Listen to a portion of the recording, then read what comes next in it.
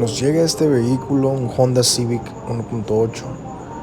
Está tirando aceite por la tapa de la distribución.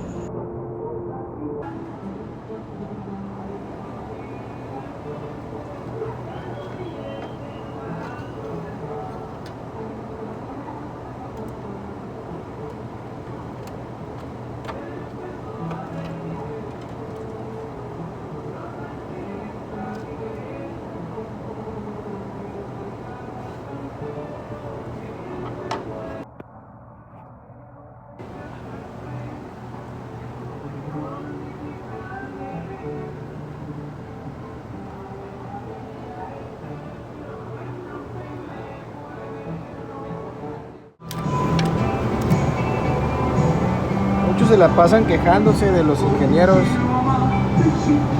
su tornillo,